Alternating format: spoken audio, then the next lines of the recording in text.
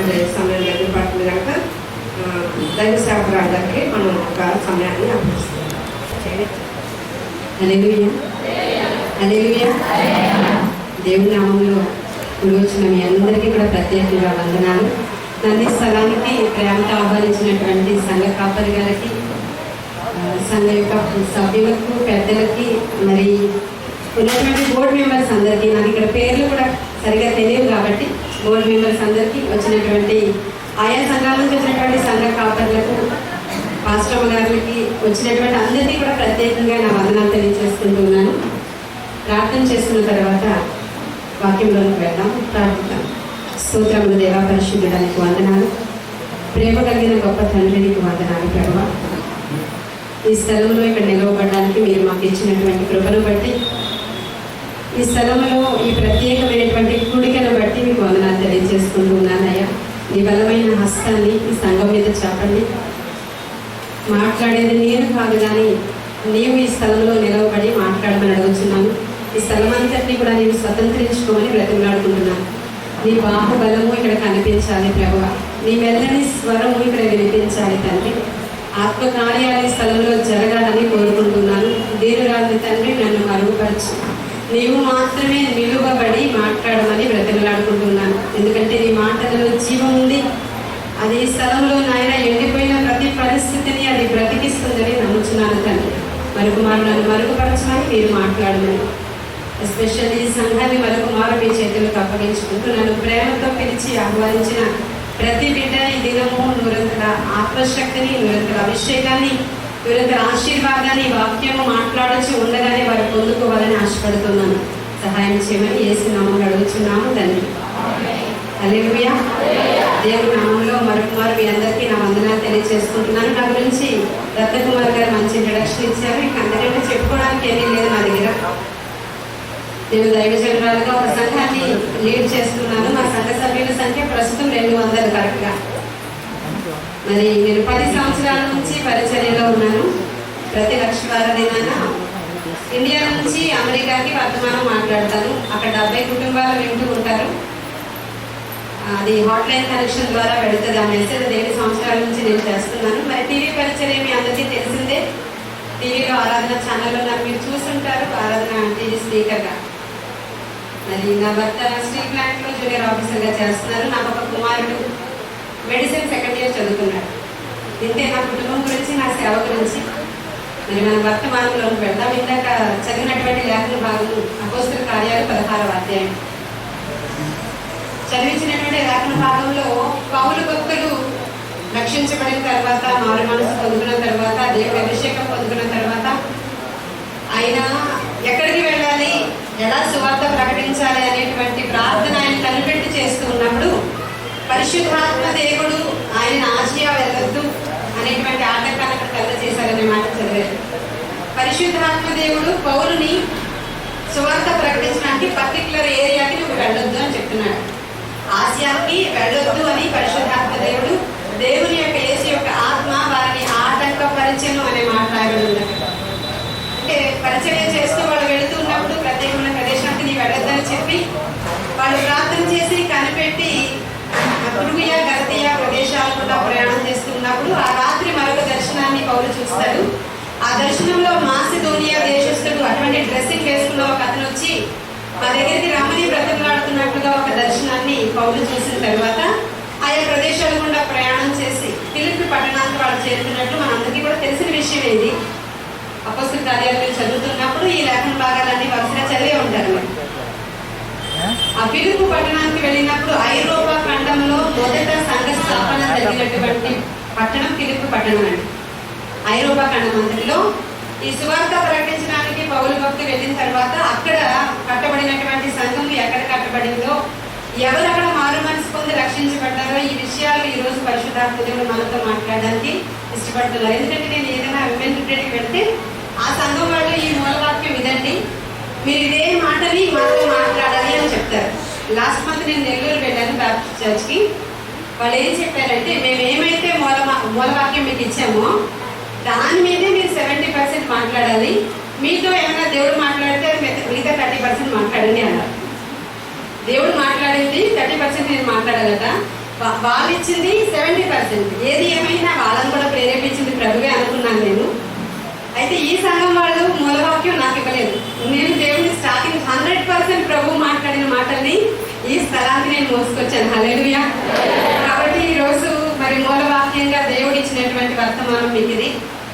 ఈ పౌలు తనతో ఉన్నటువంటి టీం మెంబర్స్ వాళ్ళందరూ కూడా ఫిలిప్పు పట్టణానికి చేరుకున్నప్పుడు వాళ్ళు ప్రార్థన చేస్తున్నారు, గైడెన్స్ కోసం కనిపెడుతున్నారు. ఆసియా వెళ్ళొద్దని ప్రభు ఆత్మ ఆయన్ని అడ్డగించింది. సో ఐరోపా ఖండానికి వీళ్ళు వచ్చారు. వచ్చినప్పుడు ప్రార్థన చేసి కనిపెడుతున్నారు, ప్రభువా నీవు ఈ స్థలానికి మమ్మల్ని తీసుకొచ్చావు. మాసిదోనియా దేశంలోనే ఈ యొక్క ఫిలిప్ అనేది ఒక పట్టణం అండి. మాసిదోనియా దేశంలో ఫిలిప్ అనేది ఒక పట్టణం. ఆ పట్టణానికి వీళ్ళు వచ్చి వెయిట్ చేస్తున్నారు, దేవుడు ఎక్కడ తీసుకెళ్తారో, ఎవరి దగ్గర తీసుకెళ్తారో, ఎందు నిమిత్తమై ఈ ప్రాంతాన్ని దేవుడు నడిపించడని. ఆ ఫిలిప్ పట్టణంలో అప్పుడు రోమా పటాలం అనేటువంటి పటాలం ఉండబడేది. అక్కడ రోమా పటాలం అక్కడ మీరు తర్వాత ధ్యానం చేయండి 16వ అధ్యాయం అంతా. అయితే యూదులు మాత్రం చాలా తక్కువ మంది ఉన్నారనమాట. ఎలా చెప్పగలం మనం అంటే, యూదులు 10 కుటుంబాలు, 10 మంది ఎల్డర్స్ ఎవరైతే ఉంటారో, పురుషులు 10 ఎల్డర్స్ ఎవరైతే ఉంటారో, అక్కడ ఒక సమాజ మందిరాన్ని కట్టించడం యూదుల యొక్క వాడుక. అక్కడ సమాజ మందిరం లేదు ఫిలిప్పు పట్టణంలో. అప్పటికి సమాజ మందిరం లేని కారణంగా ఫిలిప్పు పట్టణంలో ఉన్న యూదులందరూ కూడా వాళ్ళు గవిని దాటి అవతలకు వెళ్ళి నదీ తీరాన ప్రార్థించుకోవడానికి వాళ్ళు వెళ్ళారని రాయబడి ఇప్పుడు చదివించిన లేఖభాగంలో మీరు చూసారు. అదేంటి, సమాజ మందిరానికి కదా వెళ్ళి ప్రార్థన చేసుకోవాలి యూదులు. వాళ్ళు ఎక్కడికి వెళ్ళారు? గవిని దాటి నదీ తీరం దగ్గరికి వెళ్ళి ఈ స్త్రీలందరూ కూడుతున్న, పురుషులు లేరు, జాగ్రత్తగా గమనించండి, స్త్రీలు ప్రార్థన చేసుకోవడానికి నదీ తీరం దాటి వెళ్ళారట. ఆ నది పేరు గ్యాంగ్టస్ అనేటువంటి నది అండి, ఇక్కడ రాయబడి లేదు. ఐరోపా ఖండంలో ఫిలిప్పి పట్టణంలో గవిని దాటి గ్యాంగ్టస్ అనేటువంటి పట్టణానికి దగ్గరగా సరస్సు ప్రక్కన, అంటే అది చాలా ప్రశాంతంగా ఉండేటువంటి స్థలమై ఉండొచ్చు బహుశా. అక్కడికి వెళ్ళి ప్రార్థన చేసుకునే స్థలానికి వెళ్ళమని పౌలును దేవుడు ప్రేరేపిస్తూ ఉన్నాడు ఆ సమయంలో. ఆ స్థలంలో స్త్రీలందరూ కొద్ది మందిగా ఉన్నటువంటి స్త్రీలు వచ్చి ఆ గ్యాంగ్టస్ అనేటువంటి నదీ తీరాన విశ్రాంతి దినం అయిన కారణంగా వాళ్ళు వాక్య పఠనం చేసుకోవడానికి, ప్రార్థన చేసుకోవడానికి ఆ స్థలానికి వచ్చి వాళ్ళు అక్కడ కూడి ఉన్నారు ఆ ఈవినింగ్ టైంలో. అప్పుడు పౌలు అక్కడికి వెళ్ళాడండి వాక్యం చెప్పడానికి. ఆ సమయంలోనే ఈరోజు మన ధ్యానాంశంలో ఉన్నటువంటి స్త్రీ, ఆవిడ పేరు లూదియా. హల్లెలూయా. ఆవిడ ఊదా రంగు పొడిని అమ్ముకునేటువంటి తుయతైరా అనేటువంటి ఊరి నుంచి వచ్చినటువంటి ఒక వర్తకురాలు. ఆవిడ గురించి ఇంట్రడక్షన్ అదే అక్కడ అదే రాయబడి ఉంది. తుయతైరా అనేటువంటి పట్టణంలో నుంచి ఈ ఫిలిప్పు పట్టణానికి బిజినెస్ పని నిమిత్తమై వచ్చి ఇక్కడే సెటిల్ అయ్యి, అయితే ఆవిడ లిడియా దేశానికి సంబంధించిన స్త్రీ, అన్యురాలన్నారు. ఆవిడ కూడా ఆ రోజు ఆ ప్రేయర్ మీటింగ్ లో ఉంది. ఆవిడ అన్యురాలు. ఆవిడ అక్కడ ఏం చేస్తుంది, లిడియా దేశానికి సంబంధించింది కాబట్టి ఆవిడ పేరు లూదియా అని రాయించాడు పరిశుద్ధాత్మ దేవుడు. ఆవిడ అన్యురాలుగా ఉన్నప్పుడు ఆవిడ పేరేంటో మనకు తెలియదు.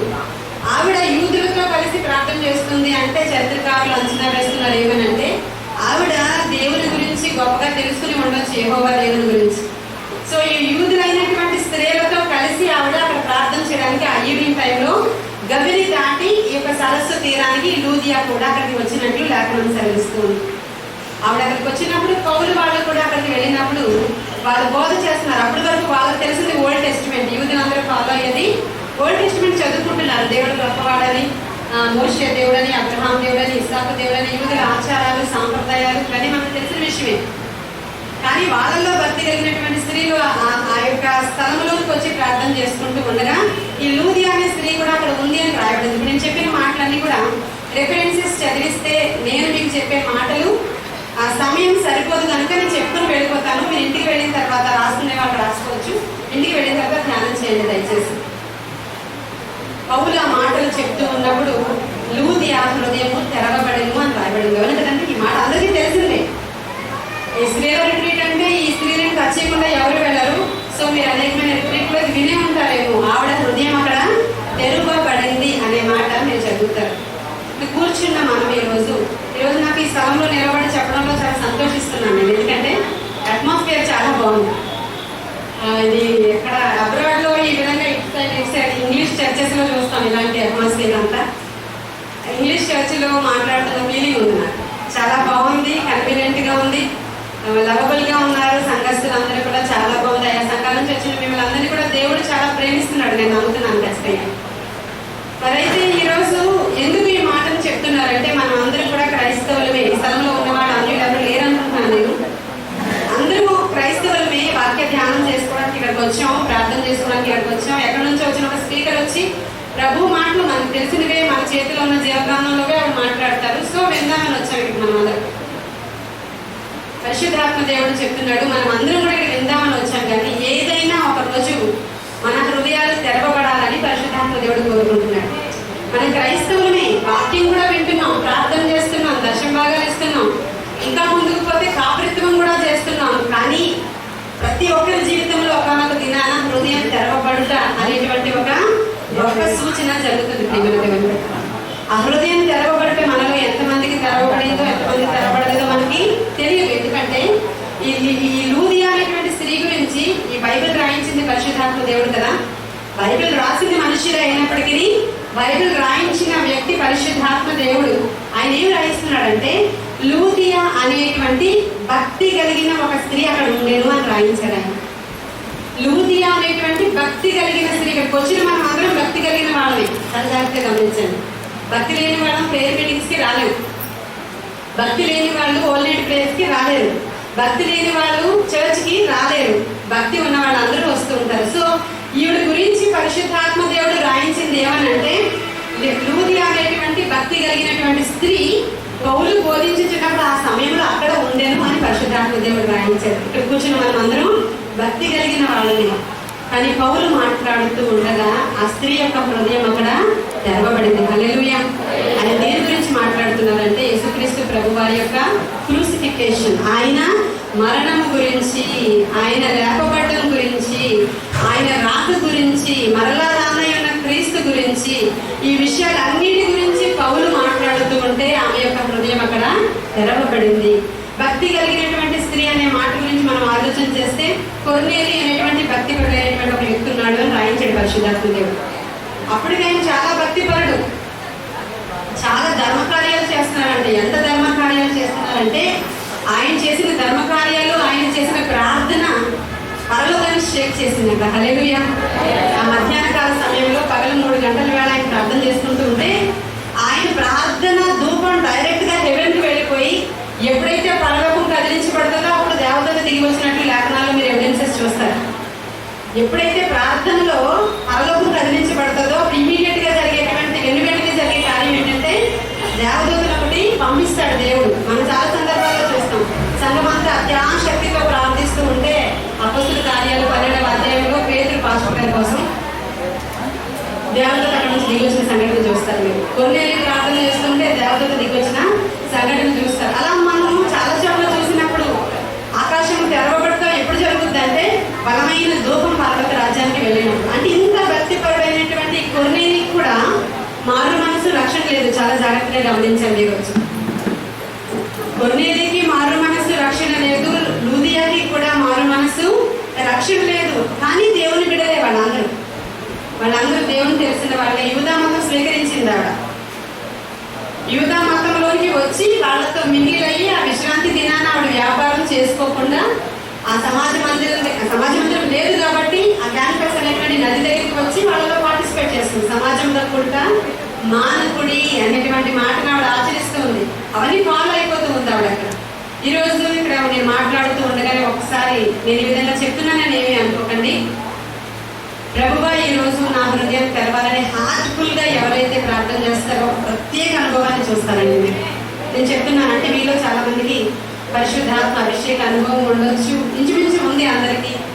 మీతో దేవుడు మాట్లాడారు, ఆయన స్వరాన్ని మీరు విన్నారు, ఆయన మిమ్మల్ని నడిపిస్తున్నారు, మీరు రకరకాల సంఘాలని లీడ్ చేస్తున్నారు, మీరు సంఘ కాపరులుగా ఉన్నారు. ఇవన్నీ చాలా బాగున్నాయి. కానీ ప్రతి ఒక్కరికి కూడా ఒకానొక సందర్భంలో హృదయం తెరవబడుట అనేది జరుగుతుంది. మనం పరిశుద్ధాత్మ అభిషేకాన్ని పొందుకుంటాం కదా, అది ఒక్క అభిషేకంతో ఆగిపోయేది కాదు. ఇప్పుడు ప్రార్థన చేశారు నా వాక్యానికి ఒక పాస్టర్ గారు వచ్చి ప్రార్థన చేశారు. ఆవిడ 7 ఆత్మతో నింపండి సేవకురాలని ప్రార్థన చేశారు. అంటే ఈ 7 ఆత్మ అనుభవాల గుండా నడవాలి మనం అందరం కూడా. ఫస్ట్ అనాయింటింగ్ జరిగినప్పుడు నాకు పరిశుద్ధాత్మ ఉండే అనుకుంటాం. వాళ్ళ భాషలతో మాట్లాడుతుంటారు, అభిషేకం ఉంటుంది వాళ్ళకి, వాళ్ళు ప్రార్థన చేస్తాను ఆపరేట్ అవుతాయి, అన్ని జరుగుతూ ఉంటాయి. కానీ ఒక ఆత్మని పొందుతున్న వాళ్ళు అందరూ కూడా చేస్తున్నారు. 7 ఆత్మల అనుభవం కూడా వెళ్ళినప్పుడు అది ఇంపాసిబుల్ థింగ్స్ పాసిబుల్ అవుతూ ఉంటాయి అన్నమాట. చాలా గ్రేట్ వండర్స్ జరుగుతూ ఉంటాయి అన్నమాట. 7 ఆత్మలు గలవాడు మాట్లాడు సంగతులు ఏమనగా 7 దీప స్తంభాల మధ్యలో సంచరించి వారి సంగతులు ఏమనగా 7 ఆత్మలు గలవాడని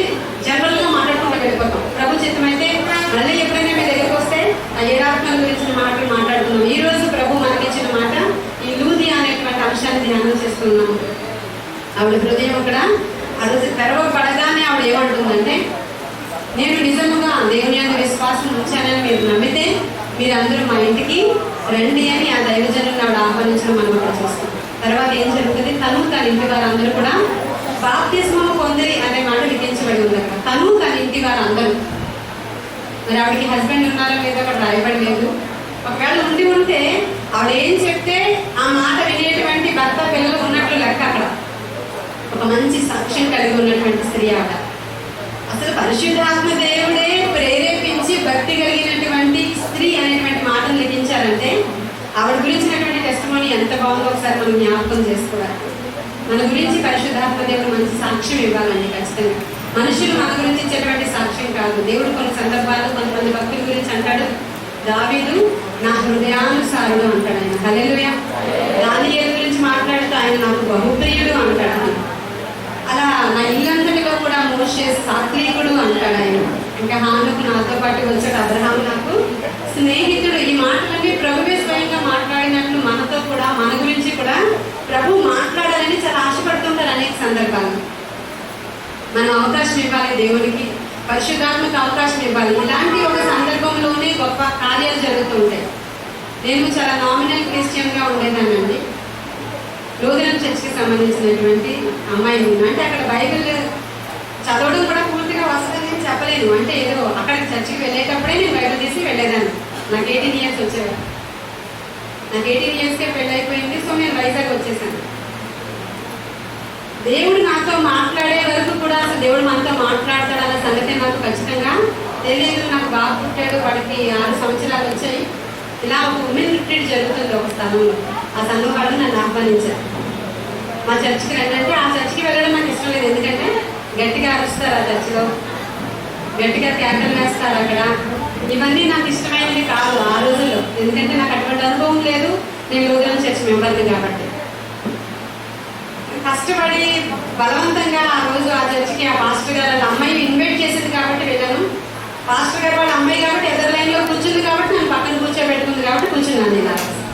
ఆ రోజు పంజాబ్ నుంచి ఒక డాక్టర్ అమ్మ గారు వచ్చారు విమెన్ రిట్రీట్ లీడ్ చేయడానికి. ఆవిడ డాక్టర్, ఆవిడ పంజాబీ లేడీ, చాలా హైట్గా, చాలా ఫెయిర్గా, చాలా అందంగా ఉన్నారు. నేను ఒక గంట కూర్చొని వెళ్ళిపోదాం అనుకున్నాను. గంట కూడా కూర్చోవాలి అనుకోలేదు, ఎందుకంటే బాబు స్కూల్ నుంచి వస్తాడు. గంట కూడా కూర్చోవాలి అనుకోలేదు. కొంచెం సేపు ఇవి పిలిచింది కాబట్టి కూర్చోవాలి అనుకున్నాను. ఆవిడ చాలా అందంగా ఉన్న కారణంగా కూర్చొని ఆవిడే చూస్తూ ఉండిపోయాను. పరిశుద్ధాత్మ దేవుడు ఎవరిని ఎలా అట్రాక్ట్ చేస్తారో ఎప్పుడు కూడా తెలియదు మనకి. ప్రియమైన దేవుడు కూడా ఆ స్థలంలో నేను ఆవిడ చూస్తూ ఉండిపోయినా కూడా ఆవిడ మాట్లాడుతూ దేవుడు మాట్లాడాడు నాతో. నేను సూసైడ్ చేసుకోవాలనుకున్నాను, ప్రభు నాతో మాట్లాడాలని చెప్తున్నారు. అప్పటి వరకు దేవుడు డైరెక్ట్గా మాట్లాడతాడన్న సంగతి నాకు తెలియదు.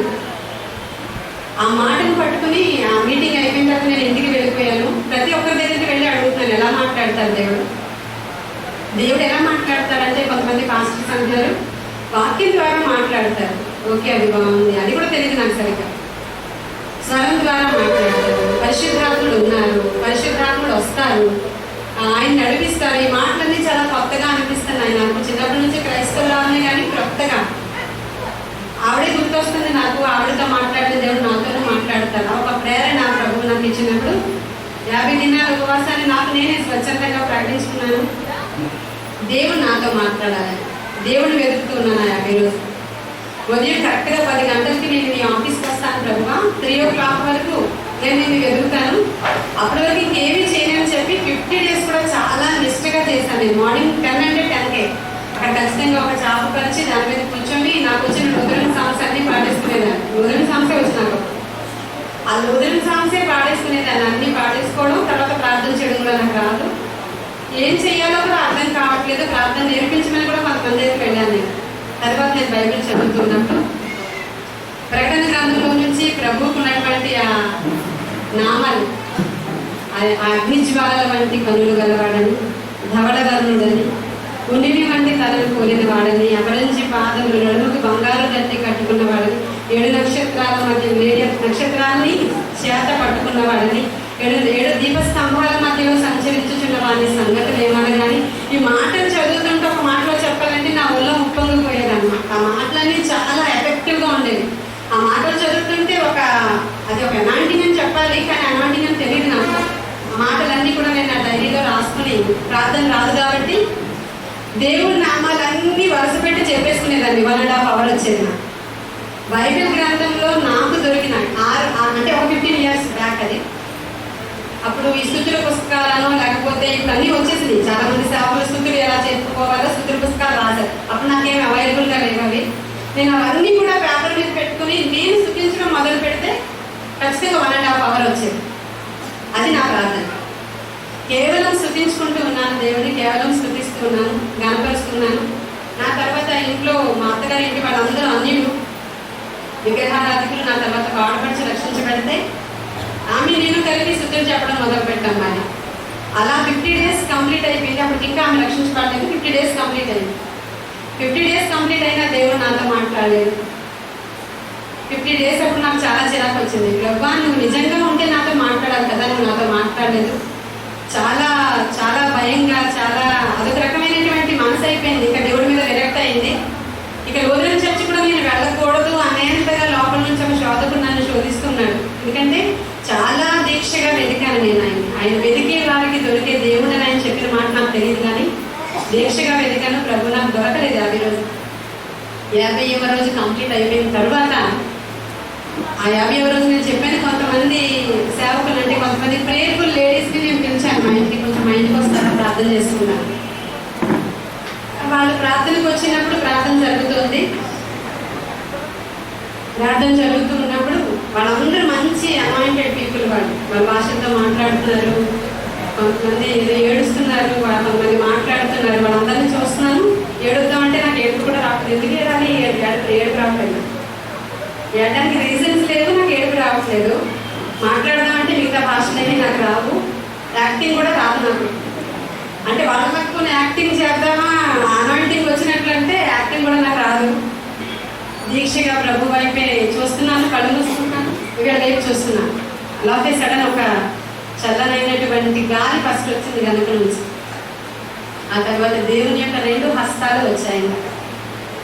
ఆయన వచ్చి ఒక చిన్న పిల్లలకి ఎలాగైతే వామిటింగ్ చేసేటప్పుడు వెనక నుంచి వచ్చి చెవులు పట్టుకుంటాము మనం, అలాగే ఆయన 2 హస్తాలు వచ్చి నా చెవులను పట్టుకొని ఆయన చెప్తున్నారు. ఏమంటారంటే, లోకంలో ఉన్నటువంటి ప్రేమంతా ఈ హస్తాల్లోనే ఉంది అని చెప్తున్నారు ఆయన. హల్లెలూయా. లోకంలో ఉన్న ప్రేమంతా ఈ హస్తాల్లో ఉంది. అంతే, ఏం చెప్పలేదు. నాకు ఏ మెసేజ్ లేదు ఆయన నుంచి. నాకు తెలియదు ఆ తర్వాత నుంచి ఏం జరిగిందో తెలియదు, కానీ ప్రార్థన జరుగుతుంది. ఇంటికి ఎవరెవరో వస్తున్నారు. శుక్రవారం ప్రార్థన జరుగుతుంది, ఇదంతా నిండిపోతుంది. మంగళవారం ప్రార్థన జరుగుతుంది, మా రూమ్స్ అన్ని నిండిపోతున్నాయి. మాది అంటే కొంచెం పెద్దలే, చెన్నైలు ఏమి కాదు. రూమ్స్ అన్ని నిండిపోతున్నాయి, బాల్కనీ కూడా నిండిపోతుంది, బెడ్రూమ్లు నిండిపోతున్నాయి, కిచెన్ వరకు వెళ్ళిపోతున్నారు. ఎందుకు వస్తున్నారో వాళ్ళు నాకు తెలియదు. నిజంగా చెప్తున్నాను. నేను పరిచర్య నేను చేస్తాననేది కూడా నేను అనుకోలేదు. నేను సోషియాలజీలో MA చేశానండి. డైరెక్ట్గా యూనివర్సిటీ నుంచి MTPC అనే కంపెనీకి ఫిమేల్ సోషియాలజిస్ట్ కింద రిఫర్ చేయబడ్డాను. ఫిమేల్ సోషియాలజిస్ట్కి 2000 ఇయర్లో శాలరీ అప్పుడే 25,000, ఒక జీపు, ఒక అంత ఉంది. ఆ జాబ్ కోసం సెలెక్ట్ చేయబడి ఇంటర్వ్యూకి వెళ్ళి ఆ సర్టిఫికేట్ సబ్మిట్ చేసి వచ్చినప్పుడు జరిగిన ఇన్సిడెంట్ ఇది. అప్పుడు ప్రభు నన్ను ఎలా లాక్కుని వెళుతున్నారో తెలియదు. ప్రభు యొక్క ఆత్మ ఎలా త్రోసుకుని వెళుతుందో నాకు తెలియదు. ఎప్పుడు నేను పరిచర్య చేయాలని మాత్రం అనుకోలేదు. నేను అలా పరిచర్యలోకి ఎంటర్ అయ్యి నేను అన్నీ మర్చిపోయాను. ఆ తర్వాత నుంచి శుక్రవారం నుంచి ఆదివారం వరకు వచ్చేసాం. నేను ప్రభు క్లియర్గా మాట్లాడారు, సండే వర్షిప్ స్టార్ట్ చేయమని. ఆ సండే వర్షిప్ ఇంకా మధ్యలో చాలా సంఘటనలు జరిగాయి, కానీ అవన్నీ చెప్పడానికి సందర్భం అయితే కాదు. ప్రభు యొక్క ఆత్మ ఆయన మన హృదయాన్ని ఒక మీటింగ్లో ఎలా తెలుస్తారో అని చెప్పడానికి మాటలు నేను మీతో షేర్ చేసుకున్నాను. ఈరోజు మీరు ఇక్కడ కూర్చున్న మీరందరూ కూడా ఒక ప్రార్థన హృదయంలో చేసుకోమని మాట్లాడుతున్నాను. ఏం ప్రార్థన అంటే, ఈ రోజు నా హృదయాన్ని నీవు ఒకవేళ తెరిచుంటే మరలా తెరవని అడుగుదాం. హల్లెలూయా. మరలా నూతన పరచున. ఆయన అందుకే దావీదు కీర్తనకారుడు అంటాడు, నూతన అభిషేక తైలముతో నన్ను ఒకసారి అంటుందండి అంటాడు. అంటే ముందు ఒక అభిషేకం ఉంది, లేదని చెప్పట్లేదు ఆయన. నూతన తైలముతో నీ తల అంటిద్దని, గురుకొద్దు కొమ్ములని నా తలను నువ్వు పైకెత్తివి అనే మాటలు చూస్తాను. నూతన అభిషేక తైలము, నూతన అనాయింటింగ్, నూతన హృదయం, నూతన ఆత్మ, మారు మనసు, రక్షణ, ఈ పదాలన్నీ వినడానికి బాగున్నాయి, కానీ అది డైరెక్ట్గా మనం అనుభవించినప్పుడు నూతనమైన కార్యాలు చాలా జరుగుతాయండి. డైరెక్ట్గా ఎప్పుడైతే అనుభవిస్తామో నూతనమైనటువంటి కార్యాలు జరగడం మొదలవుతుంది. మనకు తెలియదు పరిచర్య ఎలా ఎస్టాబ్లిష్ అవుతుందో మనకు తెలియదు. మన ఇంట్లో ఎలాంటి మెరకల్స్ జరుగుతాయో మనకు తెలియదు. మన పిల్లలు ఎలా ఎస్టాబ్లిష్ అవుతారో మనకు తెలియదు దేవుని కార్యాలు. అందుకే ఆయన అంటాడు, ప్రియుడా నీ ఆత్మలో వర్ధిల్లున కొలది అన్ని విషయాలలో వర్ధిల్లుతావు, నువ్వు సౌఖ్యంగా ఉంటావు. అంటే అర్థం ఏంటంటే, నువ్వు ముందు ఆత్మలో వర్ధిల్లితే అన్ని విషయాలు ఆటోమేటిక్ గా ఆయన సంకల్పము చెప్పిన పిలువబడిన వారికి సమస్తము సమకూడి జరుగుతాయి. సమస్తము సమకూడి జరుగుతాయి. నీ ఒక విషయం కోసం అలా హ్యాంగ్ అయిపోవలసిన అవసరం అయితే లేదు. సమస్తము సమకూడి జరుగుతాయి. ఆ తమ ప్రియులు నిద్రించుచుండగా ఆయన వారికి ఇచ్చిన ఈ మాటలన్నీ జ్ఞాపకం చేసుకుంటే బైబిల్లో సున్నైనను కొల్లైనను బయటికి పోదు కొల్లిపోదు అంటండి. మరి మాటలన్నీ సంగతి ఏంటి? మనకి ఎందుకు జరగట్లేదు? కార్యాలు జరగాలంటే ఏం చేయాలి? మన ఇంట్లో మనం ఎన్నో సంవత్సరాల నుంచి ఉన్నటువంటి సమస్యలు బయటికి పారిపోవాలంటే మనం ఏం చేయాలి? ప్రభు అంటాడు, మీరు కష్టపడండి, మొక్కలు నాటండి, తప్పండి, గుంటలు తవ్వండి అని చెప్పారు ఆయన. ఒకే ఒక ఆజ్ఞ ఇచ్చాడు, ఏంటంటే ప్రార్థించండి. హల్లెలూయా. ప్రార్థించండి, ఎడతెగక ప్రార్థించండి, మెలకువగా ఉండి ప్రార్థించండి, విసుగక ప్రార్థించండి. నీవు నాకు మొర్రపెట్టుము, నేను నీకు ఉత్తరం ఇస్తాను. నీ గూఢమైన సంగతులు మర్మాలని నీకు బోధిస్తాను. గూఢమైన సంగతులు అంటే మనకు అసలు తెలియని, ఎవరికీ తెలియని అని అర్థమండి. గూఢమైన సంగతి అంటే ఏంటంటే ఎవరికీ తెలియనివి, ఇప్పటి వరకు బైబిల్లో కూడా లేనివి, ఎవరికీ తెలియనివి నేను ప్రత్యేకంగా చెప్తాను. అవి ఎక్కడో బైబిల్లో ఉంటాయి. అసలు లేనివైతే మనం యాక్సెప్ట్ చేయలేము. వాటిని ఉంటాయి, కానీ దాన్ని వెతికి తీయాలా, ప్రవ్వి తీయాలా, అటువంటి నేను చాలా ఈజీగా చెప్పేస్తాను. హల్లెలూయా. అటువంటి రహస్యాలను బయలుపరుస్తాడంట దేవుడు. అటువంటి గొప్ప దేవుడిని మనం కలిగి ఉన్నాం ఈరోజు. లూదియా హృదయం అలా తెరవబడింది. ఆ రోజు తెరవబడిన తర్వాత ఆవిడ ఇంటికి రమ్మని సేవకుల్ని బలవంతం చేస్తాము. బలవంతం చేసినప్పుడు ఈ సేవకులు బలవంతం చేసింది, నేను విశ్వసించిన దానిని మీరు నమ్మితే మీరు నా ఇంటికి రండి. ఆవిడ ఇల్లు చిన్నీళ్ళు కాదు. ఆవిడ మనం అనుకోవచ్చు ఊదా రంగు పొడిని అమ్మేటువంటి స్త్రీ అని ఆవిడ గురించి ఇంట్రడక్షన్ ఉంది. మనం జనవరి 1కి చూడండి, ముగ్గుల్లో రంగులు వేసుకుంటాము. మీ ఇంటికి వస్తుంటారా పొడి అమ్మడానికి? అలాంటి పొడి కాదని. ఊదా వస్త్రం అనేటువంటి మాట విన్నారు కదా బైబిల్ గ్రంథంలో. రాజుల అధికారులు తొడుక్కునేటువంటి వస్త్రాలు, రిచెస్ట్ పీపుల్ వేసుకునేటువంటి వస్త్రాలు. ఇంచుమించు ఒక మాటలో చెప్పాలంటే కంచి పట్టు అలాంటి ఐడియా వస్తుందా మీకు? పట్టు వస్త్రాలు, కంచి పట్టు చీరలు వేసేటువంటి బిజినెస్ ఉన్నటువంటి వ్యాపారులు ఎంత రిచ్చో ఆ ఉమెన్ అంత రిచ్ ఉమెన్. ఆవిడ మాసిదోనియా ప్రాంతం నుంచి, అల్లీరియా ప్రాంతం నుంచి మాసిదోనియా బిజినెస్ ఇక్కడ చేయడం కోసమని ఆవిడ ఆ స్థలానికి వచ్చినటువంటి ధనవంతురాలనేటువంటి స్త్రీ. ఐరోపా ఖండంలోనే మొదట స్టార్ట్ అయినటువంటి స్థానిక సంఘం ఆవిడ గృహం. హల్లెలూయా చెప్పండి. ఈరోజు స్త్రీల రిట్రీట్ కదా, స్త్రీలు గట్టిగా హల్లెలూయా చెప్పాలి. ఈరోజు ఐరోపా ఖండం నుంచి అనేకమైనటువంటి ఏమంటారు ఫండింగ్ వస్తూ ఉంటారు. అక్కడ నుంచి అనేక మందిని మిషనరీస్ని పంపిస్తూ ఉంటారు. అవన్నీ కూడా రిచెస్ట్ కంట్రీస్ వాళ్ళందరూ కూడా పంపించినటువంటి ఎవరైనా కొంచెం సేవకులు కొంచెం ఆశీర్వదింపబడితే ఏమంటారంటే వాళ్ళకి ఫండింగ్ వస్తున్నట్టు అంటుంటారు. విన్నారా? ఆ ఫండింగ్ ఇప్పుడు ఏమీ రావట్లేదు కానీ అలా అంటూ ఉంటారు. కానీ అందే వాళ్ళకి అందుతూ ఉంటుంది. అటువంటి స్థలముగా ఐరోపా ఖండాన్ని మార్చడానికి పౌలు సేవ అక్కడ ఎస్టాబ్లిష్ అయ్యి వాళ్ళకి ఒక అకామిడేషన్ దొరకడానికి, పౌలుకి వెనకల దన్ను అంటే ఒక సపోర్ట్ ఇవ్వడానికి కారణమైనది ఒక స్త్రీ. ఐరోపా ఖండం అంతా కూడా అసలు లూదియా అంటే బహుశా మరి పౌలు గారు పెట్టారో ఆ పేరు, మరి లిడియా దేశం నుంచి వచ్చింది కాబట్టి ఆవిడకి సింబాలిక్గా ఉంటుందని ఎవరు పెట్టారో నాకు తెలియదు. కానీ లూదియా అంటే దివిటి అని అర్థం అండి, దివిటి.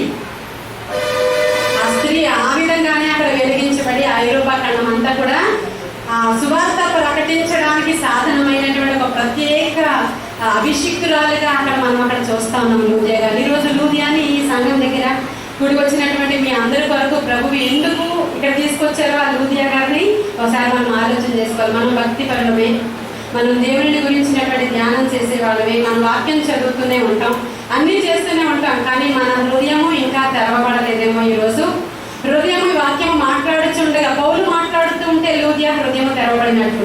అప్పటి వరకు లేఖనాలు అన్నీ కూడా తెలుసు వాళ్ళకి, అయినప్పటికీ పౌలు మాట్లాడుతుండగా లూదియా హృదయం తెరవబడినట్టు. ఏదైనా దైవజనులు మాట్లాడుతూ ఉంటే, నేను చెప్పాను కదా, నేను ఒక విమెన్ రిట్రీట్ లో ఆవిడ మాట్లాడుతూ ఉంటే ఒక ప్రేరణ నా జీవితంలో. ఆవిడెవరో ఈ రోజు వరకు నాకు తెలియదు, ఆ సంఘం వాళ్ళకు కూడా తెలియదు అదే నా ప్రేరణ అని. వాళ్ళు పిలిచిన వాళ్ళకు కూడా తెలియదు వాళ్ళెవరో, ఆవిడెవరో, ఎక్కడి నుంచి వచ్చారో. నాకు మాత్రం ఆవిడ చూసినప్పుడు దేవుడు మాట్లాడతాడా అనిపించింది. సో ఈ రోజు ఈ స్థలంలో కూర్చున్న మీరు అందరూ కూడా ఒక మాటలో చెప్పాలంటే ధన్యులు. ఈరోజు మిమ్మల్ని పిలిచినటువంటి ఈ సంఘము ధన్యమైనటువంటి సంఘం. నిజంగా వీరి ప్రేమతో మనల్ని ఆహ్వానించబట్టే కదా ఇక్కడికి వచ్చాం మనం అందరం. కాబట్టి ఈ సంఘంలో దేవుడు నిజంగా ఒక అద్భుతం చేయాలని నేను ఆశపడుతున్నాను. నీవు నమ్మి విశ్వసించి లేదా నా మహిమను ఒక స్త్రీగా నన్ను ఒకవేళ ఎస్టిమేషన్ వేస్తే ఎవరో ఒక సేవకురాలు ఇక్కడికి వచ్చింది, ఆవిడ చెప్తే మేము వినాలని ఎస్టిమేషన్ వేస్తే జరిగేది కాదు. కానీ నిజముగా నా కొరకు దేవుడు ఒకవేళ తీసుకొచ్చాడేమో ఈ రోజు నా జీవితంలో ఏదో ఒక మెలకల్ జరుగుతుంది అని నీవు నమ్మి విశ్వసించిన ఎడల దేవుడు గొప్ప కార్యాన్ని చేస్తాడంటే. తర్వాత మాసిదోనియాలో కూడా ఈవిడ ద్వారానే అక్కడ మళ్ళీ ఈవిడ వెళ్ళి మాసిదోనియాలో తన సొంత ప్రదేశంలో కూడా ఆ సువార్త ప్రకటించడం, అక్కడ సంఘాలు పెట్టడం, ఆయా ప్రదేశాలలో సువార్త ప్రకటన. ఈవిడ లూదియా గారు రెస్పాండ్ అయిన తర్వాత తన ఇంటి వారు అందరూ కూడా బాప్తిస్మం తీసుకున్నారంట. ఇక్కడ కూర్చున్న మనలో చాలా మంది మన ఇళ్లలో అందరూ బాప్తిస్మం పొందిన వాళ్ళు లేరు. అవునా కదా చెప్పండి. మన రక్త సంబంధులు ఉంటారు, కొంతమంది మన బంధువులు ఉంటారు, మన ఇంటి వారు ఉంటారు. ఇంట్లో వాళ్ళందరూ రక్షణ పొందలేదు. చూడండి, హృదయం తెరవబడితే జరిగేటువంటి అద్భుతాలు, అక్కడ నిజమైన విశ్వాసం మన జీవితంలో ఉంటే జరిగే అద్భుతాలు. చెరసాల నాయకుడు ఉన్నాడు, వాళ్ళు మళ్ళీ వీధుల్లోకి వెళ్ళి బోధిస్తూ ఉంటే తీసుకెళ్ళి రోమాల పటాల వాళ్ళు తీసుకెళ్లి జైల్లో పెట్టేస్తారు పౌలు శీలను. ఆ పిలుపు జైల్లో పెడతారు, తెలిసిన విషయం కదా. పిలిపించి జైల్లో పెట్టినప్పుడు వాళ్ళిద్దరూ అక్కడ కీర్తనలు పాడుతూ గట్టిగా ఆరాధన చేస్తూ ఉంటే చెరసాల సంఖ్యలు బ్రతలైపోయి చెరసాల నాయకుడు ఇమీడియట్ గా రెస్పాండ్ అయ్యాడు. అక్కడ రెస్పాండ్ అయ్యి తాను చంపేసుకోవాలనుకున్నప్పుడు మేము ఎక్కడికి పారిపోము, నువ్వేమి నీ ప్రాణానికి హాని తెచ్చుకోవద్దని చెప్పంగానే ఆ మాటతో ఆయన హృదయం తెరవబడింది. హల్లెలూయా. ఆ మాటతో తెరవబడిందండి అక్కడ ఆయన హృదయం. తెరవబడంగానే ఆయన ఇంటి వారందరూ బాప్తిస్మం పొందారని రాయబడింది. ఉందా లేదా చెప్పండి. ఎప్పుడైతే మన హృదయం తెరవబడిపోతుందో అప్పుడు ఇంటి వారందరూ కూడా మనతో పాటు వెనకాల వచ్చేస్తారంటారు. మనం ఎప్పుడైతే దేవుడిని కంప్లీట్ గా విశ్వాసం ఉంచుతామో ఇంటి వారందరూ రక్షించబడిపోతారు. చెరసాల నాయకులు ఇంటి వారందరూ రక్షించబడిపోయారు.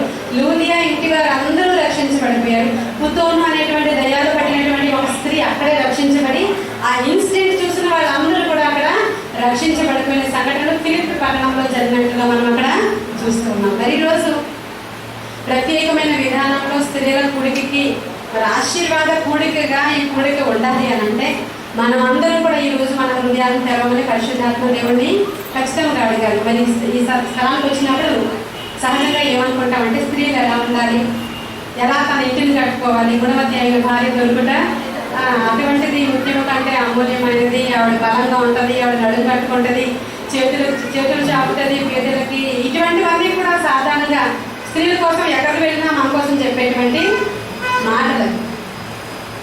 మరి గుణవతి అయిన భార్య, మరి యోగ్యురాలైన భార్య, మనురాలైనటువంటి భార్య, బుద్ధిమంతురాలైన భార్య, వీళ్ళందరి గురించి సంఘటనలు మనందరికీ తెలుసు. 1వ సమూయేలు గ్రంథం 25వ అధ్యాయంలో ఒక ఆవిడ ఉంటుంది, ఆవిడ పేరు అబీగయీలు. అబీగయీలు అనేటువంటి స్త్రీ ఒక మొరటువాడైనటువంటి నాబాల్ అనేటువంటి వ్యక్తికి భార్యగా ఉంది. ఆవిడ చూపించినటువంటి బుద్ధి విషయంలో దావీదు ఒక మంచి ఆశీర్వాదాన్ని ఇస్తాడండి. ఏమంటాడంటే, నీ బుద్ధిని బట్టి దేవుడు నిన్ను ఆశీర్వదించిన గాక అంటాడు. హల్లెలూయా.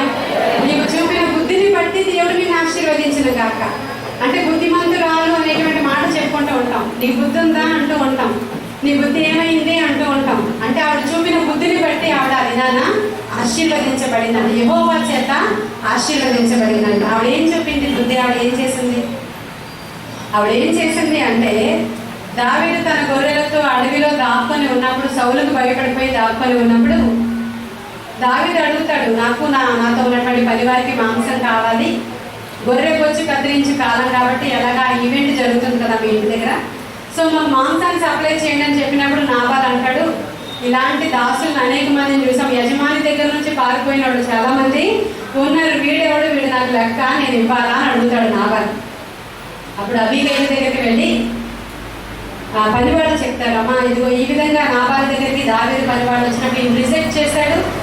అయితే దావీదు ఊరుకోడు, అతను మాత్రం తన పనివాళ్ళని తీసుకొని నాబాలుని ఇంటి వాళ్ళందరినీ చంపడానికి బయలుదేరుతున్నాడనే వార్త వినగానే తన భర్తను సంప్రదించలేదు. అక్కడ భర్తను, ఎందుకంటే మూర్ఖుడు అని రాయబడి ఉంది కాబట్టి చాలా జాగ్రత్తగా గమనించాలి. ఆవిడ వెంటనే చాలా చాలా ఆహార పదార్థాలు పట్టుకొని, 100 ద్రాక్ష అడలు పట్టుకొని, 200 అంజూరపు అడలు పట్టుకొని, గొర్రె మాంసాన్ని 5 గొర్రెల యొక్క మాంసాన్ని వధించి వండి అవన్నీ కూడా పట్టుకున్నాడు. బయలుదేరదు అక్కడ బయలుదేరి దావిది దగ్గరికి వచ్చి సాగిల పడిపోయి ఏలిన వాడా అనేటువంటి ఇంట్రడక్షన్తో ఒక 2-3 మాటలు మాట్లాడతాడు. వెంటనే దావిది సరెండర్ అయిపోతాడు. సరెండర్ అయ్యి ఆయన చెప్పిన మాట ఏంటంటే, నీ బుద్ధి విషయంలో యెహోవా నిన్ను ఆశీర్వదించును గాక. హల్లెలూయా. మరి ఈరోజు దేవుని యొక్క ఆశీర్వాదం ఒక స్త్రీకి తన గృహంలో రావాలి అంటే ఆవిడ బుద్ధి ఎలా ఉండాలట? చాలా బుద్ధిమంతురాలై ఉండాలి. ఆ బుద్ధి ఎలా ఉండాలంటే చాలా షార్ప్గా ఉండాలి. ఎవ్రీ స్త్రీలు చాలా చురుకైన వాళ్ళు అనేటువంటి మాట వింటాం. ఈవిడ భర్త చేసినటువంటి దానికి సపోర్ట్ చేయలేదు. మనం బైబిల్ గ్రంథంలో చూస్తే కొంతమంది స్త్రీలు ఉంటారు. జరషు అనేటువంటి స్త్రీ ఉంది, ఐడియా ఉందా మీకు? ఎవరెవడ? Very good. హామాన్ యొక్క భార్య జరషు ఆవిడ పేరు. ఆవిడ ఏం చేస్తుందంటే, ఆవిడ కూడా ఇలాంటి టఫ్ సిచ్యుయేషన్స్ లో హస్బెండ్ వచ్చి మాట్లాడుతున్నాడు. ఒకడు ఉన్నాడు, ఆ యూతుడు నాకు తల వంచాడు, వాడి వల్ల నాకు గొప్ప తలనొప్పిగా ఉంది, నేను ఇంత అధికారాన్ని వెళుతుంటే అందరూ తల వంచుతారు కానీ వాడు తల వంచడం అనగానే సహజంగా ఒక భర్తకి సపోర్ట్ చేసే భార్య ఏమంటుందంటే, ఎవరంటాడు అంటాడు.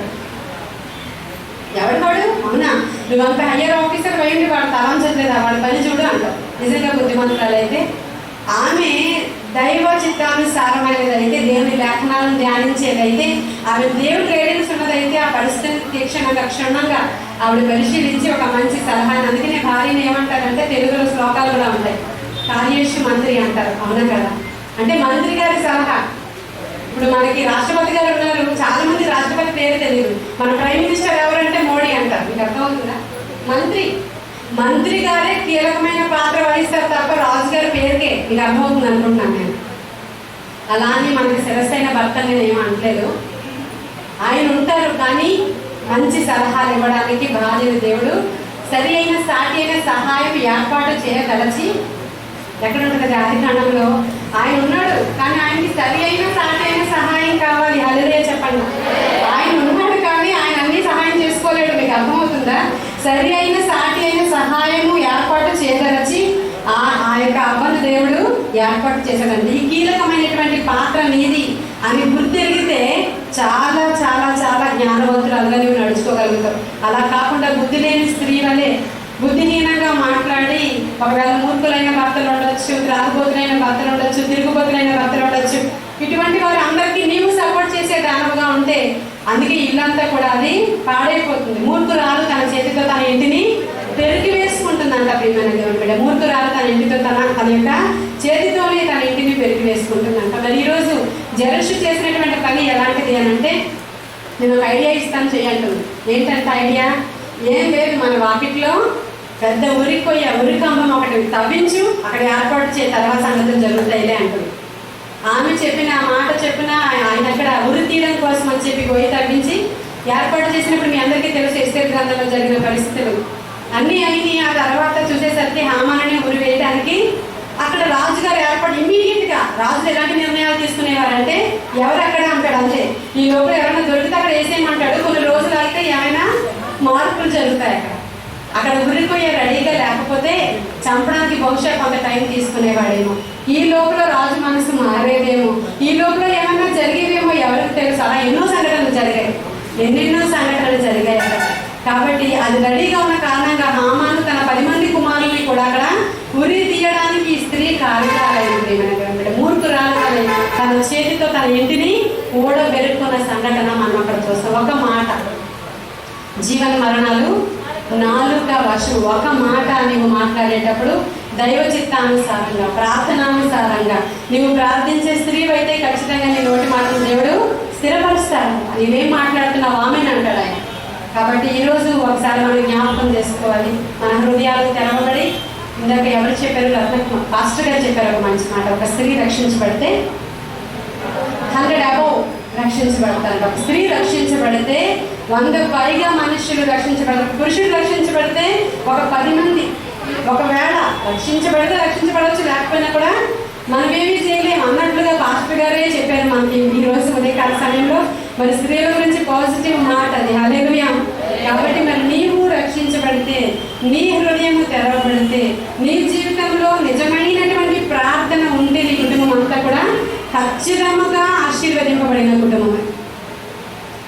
మరి లూదియా తన హృదయాన్ని తెరవడానికి ముందుగా ఆవిడ చేసిన పని ఏంటంటే, లేఖనాలని వినడానికి వచ్చిందంట. లేఖనాలను వినడానికి వచ్చిందంట. అప్పుడు వాక్యం వింటూ ఉండగా ఆవిడ హృదయం అక్కడ తెరవబడిందంట. తెరవబడిన తర్వాత ఆవిడ రక్షణ పొందిందంట. రక్షణ పొందిన తర్వాత ఇంటి వారందరూ బాప్తిస్మము పొందారు. సరే, ఇదంతా చాలా బాగుంది. ఇప్పుడు ఈరోజు మీటింగ్లో మన హృదయం తెరవబడితే ఏంటి, తెరవబడకపోతే ఏంటి? తెరవబడితే వెళ్ళండి, తెరవబడకపోతే ఎలా ఉంటుంది? ఈరోజు మీటింగ్లో నీవు నిజమైన విశ్వాసం ఉంచితే ఎలా ఉంటుంది, ఉంచకపోతే ఎలా ఉంటుంది? ఈరోజు మీటింగ్లో నీకు మారు మనసు వస్తే ఎలా ఉంటుంది, రాకపోతే ఎలా ఉంటుంది? యేసుక్రీస్తు ప్రభు వారు పరిచర్య చేసుకుని వెళ్ళిపోతూ ఉంటే కొంతమంది సూచక్రియలు చేయమని ఏసే దగ్గరికి వచ్చి అడిగారు. అడిగినప్పుడు ఆయన అన్నారు, ఈ తరం వరకు నేను ఏ సూచక్రియలు చేయాలని నేను అనుకోవట్లేదని చెప్పి యోనా గురించి చెప్పి కిందకి వచ్చిన నాలుగు వచ్చేటప్పటికల్లా మత్తయి సువార్త 12:42 ఉంటుంది. తెరవండి ఒకసారి.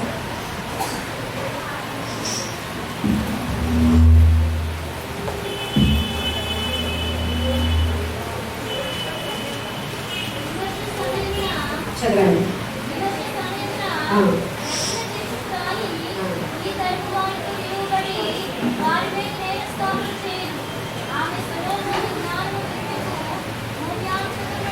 నేను 1:30 వరకు తీసుకొచ్చాను.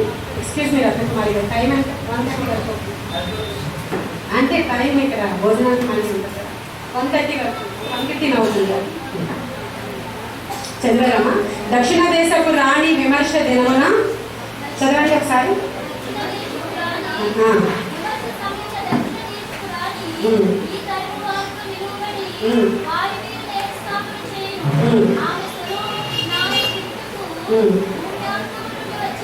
చాలండి, చాలండి. తర్వాత మీరు ఆ వచనాలు పైన కింద కూడా అంతా చదువుకోండి ఇంటికి వెళ్ళిన తర్వాత. దక్షిణ దేశపు రాణి అని న్యూ టెస్ట్మెంట్లో రాయబడింది. ఓల్డ్ టెస్ట్మెంట్లో 1వ రాజుల గ్రంథం 10వ అధ్యాయంలో ఉంటుంది ఆవిడ గురించి. అక్కడ శాప దేశపు రాణి అనేటువంటి మాట రాయబడింది. యేసుక్రీస్తు ప్రభువారే స్వయముగా ఒక లేడీ గురించి, ఈరోజు స్త్రీల రిట్రీటే కదండి, అవును కదా? నాకు మధ్యలో పురుషులు కూడా కనబడుతున్నారు కదా, జనరల్ మీటింగ్ అనుకోండి. స్త్రీల రిట్రీటేనా ఈరోజు? స్త్రీ గురించి మాట్లాడుతున్నాడు. ఇంకో స్త్రీ గురించి, ఎవరావిడ? దక్షిణ దేశపు రాణి. ఆవిడ యేసుక్రీస్తు ప్రభు వారు చెప్తున్నారు, ఒక దినం ఉంది మనకి. ఇందాక నేను వచ్చిన వెంటనే ఒక దినం ఉంది, అది రాకడ దినము, విమర్శ దినము, ఆ రోజు ఏడుస్తాం అనే పాట ఎవరు పాడారు ఇక్కడ. నేను వస్తున్నప్పుడు ఆ పాట పాడుతున్నారు. విమర్శ దినం ఒకటి ఉంది అని మనందరికీ తెలుసు కదా. ఆయన జడ్జిమెంట్ డే ఒకటి ఉందని మనందరికీ తెలుసు కదా. ధవళ సింహాసనాసీనుడై ఆయన అక్కడ నిలవబడినప్పుడు మేకలు గొర్రెలు వేరు చేయబడతాయి. మహిమ సింహాసనం, ధవళ సింహాసనం, ఇవన్నీ కూడా ఆ దినాన మనం అక్కడ నుంచోవాలి. అయితే మేకల గుంపులో, లేకపోతే గొర్రెల గుంపులో. అదే హతసాక్షులు అయితే దేంట్లోనే నుంచోక్కర్లేదు, డైరెక్ట్గా సింహాసనం దగ్గర ఉంటారు. హల్లెలూయా. హతసాక్షులకు ఉన్నటువంటి గొప్ప ఆధిక్యత అది. హతసాక్షులు అంటే క్రీస్తు కోసం ప్రాణాలు అర్పించిన వాళ్ళు. సరే, ఈయన చెప్తున్నాడు విమర్శ దినాన దక్షిణ దేశపు రాణి మీతో పాటు విమర్శ చేయడానికి నిలబడుతుందంట. అక్కడ ఆవిడ ఎప్పుడో సొలొమోను టైంలో లేడీ ఆవిడ. యేసుక్రీస్తు ప్రభువారు 2000 సంవత్సరాల క్రితం కదండి అది. ఆ టైంలో ఉన్నటువంటి స్త్రీ విమర్శ దినాన మనం ఇక్కడ నుంచుంటామంట. ఆ లేడీ కూడా ఇలా నుంచుంటుందంట. ఇక్కడ నుంచొని ఇలా పిలుస్తూ ఉంటుంది అనమాట. మన పేర్లు ఎత్తిపెట్టి పిలుస్తూ ఉంటుంది. పిలిచి, ఇదిగో నువ్వు ఆ రోజు అనే మాటలతో మన మీద విమర్శ దినాన, మన మీద నేరారోపణ చేస్తుంది అని రాయబడింది. యేసుక్రీస్తు ప్రభు వారు చెప్పినటువంటి దక్షిణ దేశపు రాణి అన్యురాలు. చాలా జాగ్రత్తగా గమనించండి దయచేసి. ఈవిడ అన్యురాలు. ఈవిడ వచ్చి మన విమర్శ దినాన, అంటే మన దేవుడు తీర్పు తీర్చేటువంటి దినాన మన మీద నేరారోపణ చేయడానికి ఆవిడకి ఏమి రైట్ ఉంది? అసలు ఏమి రైట్ ఉంది? ఆవిడ మన మీద నేరారోపణ చేయడానికి. మనం డైరెక్ట్గా దేవుని పెట్టడం, ఆయన రక్తంలో కడగబడ్డాం, మనం శుద్ధీకరించబడ్డాం, బాప్తిస్మం తీసుకున్నాం, ఆయన బిడ్డలు మనం పడుతున్నాం, యేసు యొక్క రొట్టె ద్రాక్ష రసాన్ని తీసుకుంటున్నాం. ఇవన్నీ చేస్తున్నాం. మన మీద నేరారోపణ చేయడానికి ఆ లేడీకి ఏమి అధికారం ఉంది అని ఆలోచన చేస్తే, ఆవిడ చేసిన మంచి పనులు ఏంటంటే, యమన్ అనేటువంటి కంట్రీ నుంచి వచ్చింది. ఈ రోజుల్లో ఆ కంట్రీ పేరు యమన్ కంట్రీ. ఆ దక్షిణ దేశపు రాణి శాప దేశం అన్నారు బైబిల్లో ఉన్నటువంటి పేరు. ఆ రోజుల్లో పేర్లు ఇప్పుడు మార్చారు కొన్ని. ఆ పేరుని ఇప్పుడు యమన్ కంట్రీ అంటున్నారు. ఈ రోజుల్లో కూడా ఉన్నాయి ఆ కంట్రీస్ అని. ఆ దేశం నుంచి సొలొమోను యొక్క జ్ఞానం గురించి విన్నదంట. హల్లెలూయా చెప్తాం. యెహోవా దేవుని గురించి విన్నదంట. హల్లెలూయా. యెహోవా దేవుని మందిర కట్టడం గురించి విన్నదంట ఆమె. ఈ 3 విషయాలు వినిందంటండి ఆవిడ. మొదటి యెహోవా దేవుని గురించి విన్నది. ఎలా విందంటే, యెహోవా దేవుడు చాలా పవర్ఫుల్ గాడ్. ఆయన ఎర్ర సముద్రాన్ని పాయలు చేశాడు, ఎరుకో గోడలు కూలగొట్టాడు, జస్ట్ మామూలు నార్మల్ పీపుల్తో 30 మంది రాజుల మీద యుద్ధాన్ని జయించి బాహుబలం చూపించి ఆయా రాజ్యాన్ని వాళ్ళకి సొంతం చేశాడు. ఆ తర్వాత దినాలలో అబ్రహాము దేవుడు, యాకోబు దేవుడు, ఇస్సాకు దేవుడు ఇవన్నీ విన్నది. యెహోవా దేవుని కీర్తి గురించి విన్నది ఫస్ట్ ఆఫ్ ఆల్. సెకండ్గా ఆ దేవుడు ఒక యవనస్తుడైనటువంటి వ్యక్తి సింహాసనం అధిష్ఠించిన దగ్గర నుంచి అతనికి ఉన్నటువంటి సూపర్ న్యాచురల్ జ్ఞానం అది. ఆఖరికి భూమిలో మొలిచేటువంటి హిస్సోపు మొక్క దగ్గర నుంచి సైన్స్ అంతరిక్షం వరకు కూడా జ్ఞానం కలిగినటువంటి మహా జ్ఞానవంతుడైన ఒక రాజుని గురించి ఆవిడ విన్నది. హల్లెలూయా. దేవుని గురించి విన్నది. ఒక జ్ఞానవంతుడైనటువంటి సూపర్ న్యాచురల్ జ్ఞానం, అది మామూలు జ్ఞానం కాదు. అలాంటి జ్ఞానవంతుడైనటువంటి సొలొమోను గురించి విన్నది. ఆయన కట్టించిన యెహోవా దేవుని మందిరం గురించి 3 వినంగానే ఆవిడ విని విశ్వసించింది. ఫస్ట్ ఆఫ్ ఆల్ మీకు అర్థమవుతుందా? విశ్వసించి తన కనులారా చూడాలని అన్ని వేల మైళ్ళు ప్రయాణం చేసి, ఒంటెల మీద ప్రయాణం చేసి ఒక స్త్రీ ఆ డిజర్ట్ ఏరియాలో ప్రయాణం చేసి రాత్రి పగలు ప్రయాణం చేసి వచ్చిన సందర్భం అది మామూలు సందర్భం కాదండి. 1200 మైళ్ళు అని కూడా రాయబడి నాకు అంత ఐడియా లేదు. 1200 మైళ్ళు నా జ్ఞాపకం ప్రకారం. అంత దూరం నుంచి ఆవిడ ఒంటెలెక్కి మళ్ళీ ఖాళీ చేతులతో రాలేదు. ఆవిడ చాలా బంగారాన్ని, చాలా కానుకలని, చాలా బహుమానాన్ని సొలొమోను కోసం మోసుకొని వచ్చి తన కనులారా చూచిందంటండి. ఆమె వినింది, ఆమె విశ్వసించింది, ఆవిడ చూచింది, ఆవిడ నమ్మింది. ఇదంతా నమ్మిన తర్వాత ఆవిడ ఒక మాట చెప్పింది. ఏమంటారంటే, నిన్ను ఇశ్రాయేలీయుల మీద రాజుగా చేసిన యెహోవా స్తుతించబడును గాక. హల్లెలూయా చెప్పామా? హల్లెలూయా సరిపోవట్లేదా? హల్లెలూయా. యెహోవా దేవుడు స్తుతించబడును గాక. ఆవిడ విన్నది, ఆవిడ హృదయం తెరవబడింది, ఆవిడ కనులారా చూచింది, ఆ తర్వాత దేవుణ్ణి స్తుతించింది. ఇప్పుడు ఈరోజు ఏమి న్యాయారోపణ చేస్తుందో తెలుసా మన మీద? వాళ్ళు వినుట మట్టుకు విన్నారు కానీ గ్రహించరు. చూచిన మట్టుకు చూచారు కానీ వారి కన్నులు మోటబడి ఉన్నాయి. వాళ్ళ గుడ్డి వాళ్ళు గ్రహించలేదు, వాళ్ళ హృదయాలు మందమైపోయింది. సో వాళ్ళ మీద నువ్వు ఇన్ని మీటింగ్స్కి నీవు అటెండ్ అయ్యావు, ప్రతి వారం నీవు వస్తున్నావు ఇక్కడ చర్చికి, ప్రతి వారం పాస్టర్ గారు వాక్యం చెప్తున్నారు, నీ హృదయం తెరవబడలేదని నేరారోపణ చేస్తుందంట. నువ్వు విన్నావు, ఎందుకు విశ్వసించలేదని నేరారోపణ చేస్తుందంట. ఇవన్నీ జరిగాయి, నీవు దేవుణ్ణి స్తుతించలేదని నేరారోపణ మన మీద ఆమె చేస్తుందంట. లేకపోతే వాడు ఇంకే విషయాలు మన మీద నేరారోపణ చేస్తుందని ప్రభు చెప్తున్నారు. అందుకే ఈ తరం వారికి నేనే సూచక్రియను చూపించాలని ఇష్టపడట్లేదు. మీకు ఎన్ని కావాలయ్యా? పైన వచనాలు చదివితే మీరు మత్తయి సువార్త 12:42 పైన వచనాలు ఇంటికి వెళ్ళిన తర్వాత చదివితే యేసుక్రీస్తు ప్రభువుని శోధిస్తూ ఉంటారు. మాకేమైనా సూచక్రియ చూపిస్తావా, ఇంకా ఏమైనా మిరకల్స్ చేస్తావా, ఇంకా ఏమైనా చూపిస్తావా అని అడుగుతూ ఉంటే ఆయన చెప్తూ వాటి గురించి వివరిస్తూ, యోనా గురించి వివరిస్తూ, ఆ తర్వాత దక్షిణ దేశ ప్రాణి గురించి వస్తాడు. ఆయన కిందకు వచ్చి ఎంత మటుకు చెప్పాలి మీకు, ఎంత మటుకు చూపించాలి మీకు? మీరు విమర్శ దినాన ఇదిగో ఇలాంటి ఒక విమర్శను మీరు ఎదుర్కోబోతున్నారు. ఒక లేడీ వచ్చి మీ మీద నేరారోపణ అక్కడ చేస్తుంది. ఈరోజు స్త్రీలు అయినటువంటి మనం ఇక్కడ కూడి ఉన్న మనం అందరం కూడా ధన్యులం. బైబిల్ గ్రంథంలో హల్లెలూయా, బైబిల్ గ్రంథంలో స్త్రీకి ఒక మంచి ప్రాధాన్యత, చాలా మంచి ప్రాముఖ్యత. ఆ స్త్రీకి కదా మొదట లేచిన తర్వాత ప్రభు ఎవరికి కనిపించారు? ఆయన పునరుద్ధానుడు అయిన తర్వాత ఆయన ఆ యొక్క స్త్రీకి కనిపించి అంతటి సహోదరులందరికీ కూడా నేను లేచానని ఇది వార్త, ఈ శుభవార్త తెలియచేయి అంటే అటువంటి సువార్త. మీకు అర్థమవుతుందా? ఈ శుభవార్త మీ అందరికి, వాళ్ళందరికీ కూడా ఆ సువార్త ప్రకటించడానికి ఆ స్త్రీ అక్కడి నుంచి బయలుదేరి సువార్త ప్రకటన కోసం బయలుదేరింది. పరిశుద్ధాత్మ దేవుడు అందరి మీద, సమస్త జనుల మీద నా ఆత్మను నేను కృపరిస్తాను, అందరూ నా ఆత్మను పొందుకుంటారు, అందరూ సువార్త ప్రకటిస్తారు. స్త్రీ అనియు పురుషుడనియు వేదం ఏమీ కూడా లేదు, ప్రతి ఒక్కరు సువార్త ప్రకటించవచ్చు, ఎక్కడైనా ప్రకటించవచ్చు. పౌలు గారు చెప్పారు, స్త్రీలు సువార్త అంటే గద్దె మీద నిలవబడకూడదు, సంఘాల్లో బోధించకూడదు. వాటికి ఆ రోజునటువంటి కండిషన్స్ చూడండి. ఏదైనా ఒక వస్తువు కొనేటప్పుడు మీకు ఎంత ఈఎంఐ కట్టాలి, ఇలా కట్టాలి అని చెప్పి కండిషన్స్ అప్లై అని ఉంటుంది కింద. మీరు చదివారా? ఆ రోజుల్లో ఉన్నటువంటి పరిస్థితులను ఉద్దేశించి పరిశుద్ధాత్మ దేవుడు ప్రేరేపణ ద్వారా రాసినటువంటి మాట అయినప్పటికీ పరిశుద్ధాత్మ దేవుడు చెప్తున్నాడు, సమస్త జనుల పైన నా ఆత్మ నేను కృమ్మరిస్తాను, అందరూ ఆత్మను పొందుకుంటారు, అందరూ సువార్త ప్రకటిస్తారు, స్త్రీ అని పురుషుడని భేదమేమీ కూడా లేనే లేదు. అన్ని పరిచర్యల్లో కూడా ఈ స్త్రీలు వాడబడతారనే మాట పరిశుద్ధాత్మ దేవుని ప్రేరణ ద్వారా ఈ రోజుల్లో రుజువు అవుతుంది. ఆయనే స్వయంగా పిలిచి లేవనెత్తి మన వంటి అనేక మంది బిడ్డలను ఆయన వాడుకుంటూ ఉన్నాడు. ఇంకా నాకు అన్నిటికంటే చాలా ముఖ్యమైన ఆధారం ఈ పాస్టర్ గారిని అప్రిషియేట్ చేయకుండా ఉండలేను. స్త్రీ మాట్లాడితే 100 అబౌవ్ వాళ్ళందరూ స్త్రీ రక్షించబడితే అంతమంది రక్షించబడినప్పుడు ఈ స్త్రీల పరిచర్యకి అందుకనే స్త్రీలు మహాసైన్యమై. హల్లెలూయా. స్త్రీలు మహాసైన్యం అంటండి, పురుషులు మహాసైన్యం కాదు, స్త్రీలు మహాసైన్యమై. అందుకే ఇర్మియా అంటాడు, కన్యటి ప్రార్థనా పరులు అయినటువంటి జ్ఞానము కలిగిన స్త్రీల పైన వచనాల్లో ఉంటది, జ్ఞానము కలిగిన స్త్రీలను పిలవనంపండి.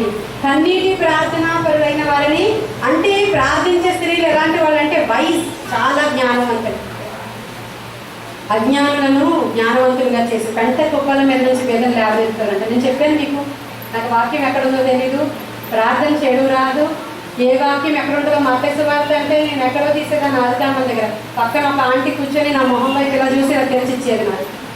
అయినా నేనేం షేమ్ ఫీల్ అవ్వలేదు, నాకు తెలియదు అంతే.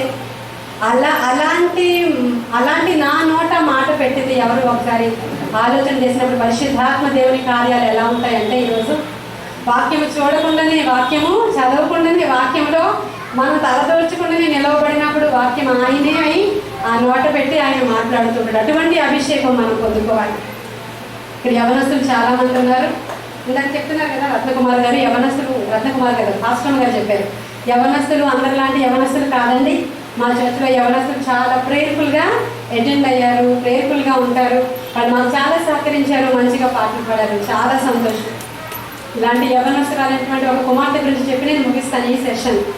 తర్వాత మనం ఇంకా కంటిన్యూ చేయాలని మీలో ఆరాటం ఉంటే నేను చెప్పాను రత్నకుమార్ గారికి ఏమనంటే, ఫస్ట్ సెషన్లో ఖచ్చితంగా నేను ఒక గంటన్నర వాక్యం మాట్లాడతాను. తర్వాత భోజనం చేసిన తర్వాత వాళ్ళు ఎవరు కాన్సన్ట్రేషన్ చెప్పరు. నేను వెళ్ళిన ఎక్కడికైనా వాళ్ళు క్విజ్ అంటారు, ఏదో చైల్డ్స్ ఆట అంటారు, ఏదో వక్తృత్వ పోటీలు అంటారు. ఆ తర్వాత 4 గంటలకు మళ్ళీ చెప్పండి మేడం వాక్యం అంటారు. వాక్యం వినాలి అంటే కంప్లీట్ కాన్సన్ట్రేషన్ మనకి ఉండాలి, వాక్యానికి గౌరవం ఇవ్వాలి. ఇది కంప్లీట్ అయిన తర్వాత ఇంకా మనం వాక్యం మాట్లాడుకుందాం అని మీలో విల్లింగ్ అయితే లంచ్ అయిపోగానే మళ్ళీ వాక్యమే ఉంటుంది. ఆ తర్వాత మీరు మిగతా పోటీలు పెట్టుకుంటారు. అలా ఎగిరి అయినా అందరూ హల్లెలూయా చెప్తారా? చాలా మంది చెప్పలేదండి, ఇష్టం లేదంటాను. మరోసారి చెప్తామా?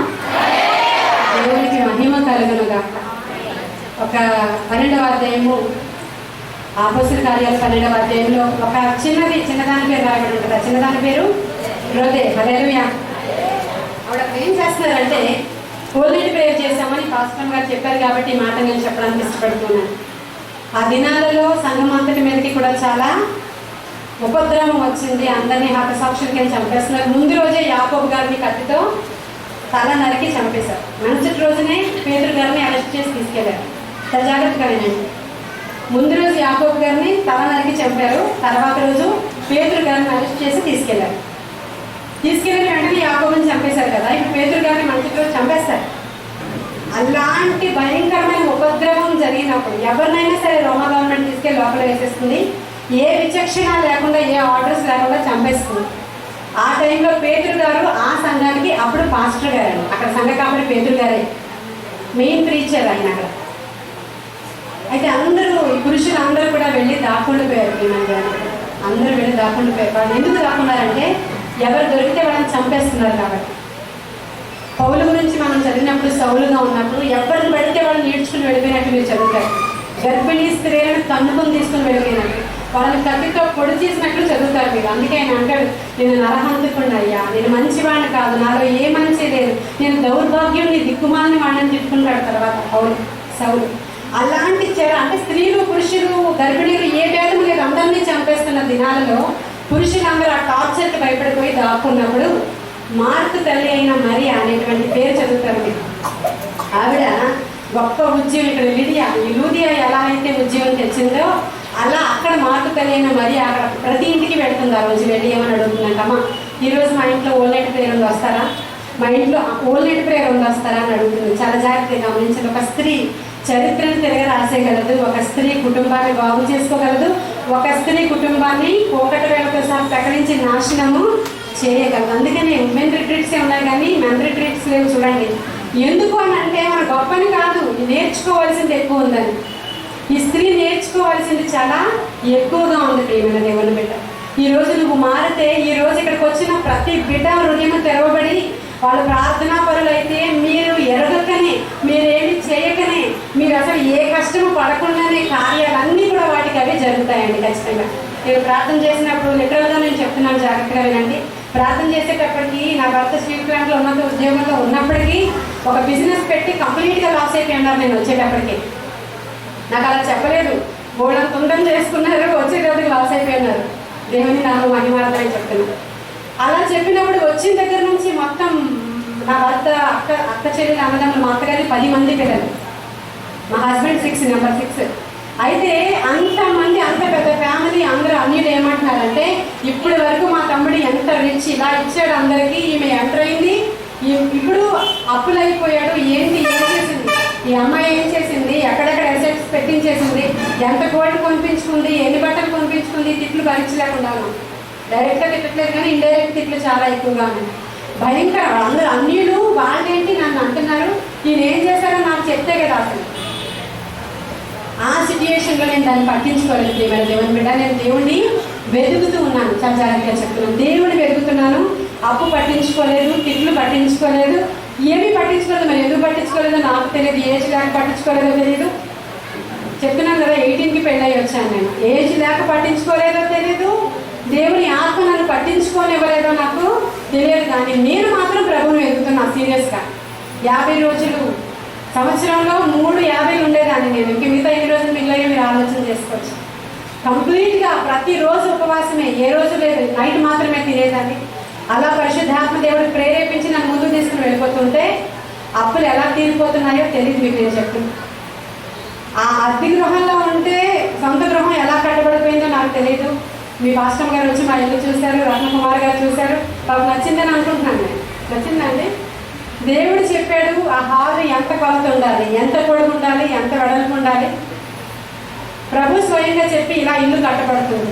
ఏదో అబ్జెక్షన్ వచ్చి ఇల్లు ఆగిపోయింది. అప్పుడు అసలే లోన్ పెట్టాం, హౌసింగ్ లోన్తో ఇల్లు కడుతున్నాం. మళ్ళీ ఎక్కడి నుంచి కావాలి, మున్సిపాలిటీ ఆఫీస్ వాళ్ళకి కట్టడానికని రాత్రి నేను ప్రార్థన చేస్తాను. ప్రభు నాకు అసలు ఇది కట్టడమే ఇష్టం లేదు, ఇప్పటికే అప్పు అన్నారు, మళ్ళీ లోన్ అన్నారు, ఇప్పుడు మళ్ళీ కడుతున్నారు, ఇప్పుడు అవసరమైంది, నాకు ఇల్లు కట్టుకోవడం అసలు ఇష్టం లేదు, నా ప్రమేయం లేకుండా అయిపోతుంది అది. మళ్ళీ మున్సిపల్ ఆఫీస్ వాళ్ళకి ఎంత కట్టాలో డబ్బులని రాత్రి ప్రార్థన చేసుకుంటే ప్రభు ఒక దర్శనం చూపిస్తున్నారు. ఇజ్రాయేలీలు ఎలా ఉంటారో మనం ఎప్పుడు చూడలేదు కదా. నేను చూసాను ఆ రోజు, వాళ్ళు ఎంత బలిష్ఠులో, వాళ్ళు పైబట్ట ఏమీ వేసుకోలేదు, కిందను కూడా జస్ట్ వాళ్ళు మొల చుట్టూ మాత్రమే మల్ల యోధులు కట్టుకుంటారు కదా, ఆ టైప్లో చిన్న క్లాత్ కట్టుకున్నారు. వాళ్ళు చాలా ఎత్తుగా ఉన్నారు, చాలా బలంగా ఉన్నారు. వాళ్ళు వచ్చి నా ఇల్లు కట్టేస్తున్నారు రాత్రికి రాత్రే. వాళ్ళు చాలా బలంగా ఎక్కేసారు, పైకి ఎక్కేసి, అది మామూలు బిల్డింగే కానీ నాకు చూపిస్తుంది ఏంటంటే పెద్ద పెద్ద కర్రలు తెచ్చి కట్టేస్తున్నారు. చాలా పెద్ద పెద్ద కర్రలు తెచ్చి కడుతుంటే మరుసటి రోజు మార్నింగ్ ఏం మెలకలు జరిగిందో తెలీదు. వాళ్ళెవరు రాలేదు, మీరు కట్టేసుకోవచ్చని అక్కడి నుంచే మున్సిపల్ వాళ్ళు చెప్పేశారు. అసలు వాళ్ళు డ్రైవ్ ఇవ్వకుండా ముందుకు వెళ్ళాలి, తెలిసిన విషయమే కదా. మున్సిపాలిటీ ఆఫీస్ దగ్గర నుంచి మనం లంచం కట్టకుండా ఏమీ తెచ్చుకోలేము. అలాంటిది వాళ్ళు మీరు కట్టేసుకోండి అని చెప్పినప్పుడు యాజ్ ఇట్ ఈస్గా 6 months ఇంకా ముందే ఆ ఇల్లంతా చాలా ఫాస్ట్గా నిర్మాణం జరిగిపోయింది. ప్రభు చెప్పాడు, ఇది పరిశుద్ధ గుడారం, ఇది కట్టిన వాళ్ళు, దీంట్లోకి వచ్చిన వాళ్ళు, దీంట్లో కూర్చున్న వాళ్ళు ప్రతి ఒక్కరు కూడా వాళ్ళ హృదయాలు తెరవబడతాయని చెప్పాడండి. హల్లెలూయా.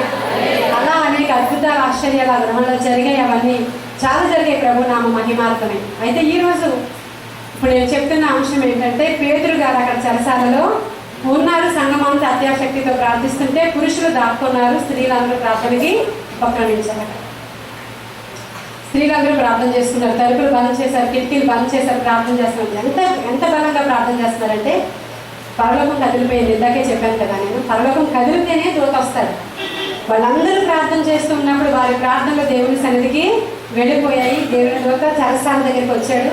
పేతురు లే, పైబట్ట వేసుకో, చెప్పులు తొడుక్కో అని చెప్తుంటే పేతురు అనుకుంటున్నాడు కళ ఏమన్నా వస్తుందా అంటే విజన్ చూస్తాను అనుకున్నాడు. ఆయనకు ఒకసారి అలాంటిది వచ్చింది కదా, ఒక దుప్పటి పైనుంచి పడతాయి, దాంట్లో చతుష్పాలు, జంతువులు, పాములు, తేళ్ళు, ఇలాంటిదే మళ్ళీ దర్శనం కలుగుతుంది అనుకుంటున్నాడు ఆయన.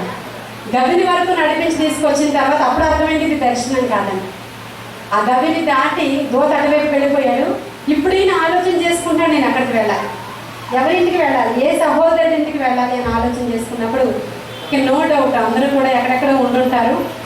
రెగ్యులర్గా ప్రార్థనలు జరిగే ఇంటికి వెళదామని మార్కు తల్లి అయినా మరి ఇంటికి ఆ ఇంట్లోనే లార్డ్ సప్పర్ తీసుకున్నారు వాళ్ళు. అది గొప్ప సామాగ్రి గల మేడగది అని బైబిల్ చదివిస్తుంది. గొప్ప సామాగ్రి గల మేడగది. ఆ గృహం దగ్గరికి పేతురు వచ్చాడు.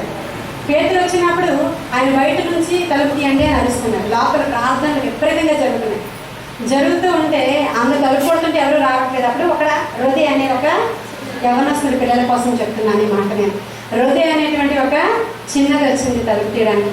ఆమె వచ్చి మళ్ళీ లోపలికి వెళ్ళి పాస్టర్ గారు వచ్చారని చెప్పింది. అవునా కదా? పేతురు గారు వచ్చారు. జస్ట్ స్వరాన్ని విన్నది అంతే. ఆవిడ స్వరాన్ని విని పేతురు గారు వచ్చారని చెప్పగానే వాడు అందరూ ఏమన్నారో సార్ చెప్తారా? మీకు గుర్తుందా? నువ్వు పిచ్చిదానరా అన్నారు. ఎవరి కోసం ప్రార్థన చేస్తున్నారు? పేతురు గారి కోసమే. పేతురు గారు విడిపించబడాలని చేస్తున్నారు కానీ ఇంత ఇమ్మీడియట్ రెస్పాన్స్ ఉంటుందని ఆయన వాళ్ళు అనుకోలేదు. పేతురు గారు వచ్చి నువ్వు పిచ్చిదానివి అన్నారు. కానీ తర్వాత ఐడెంటిఫై చేశారు. పేతురు లోపలికి రాగానే ఏం చెప్తారో తెలుసా?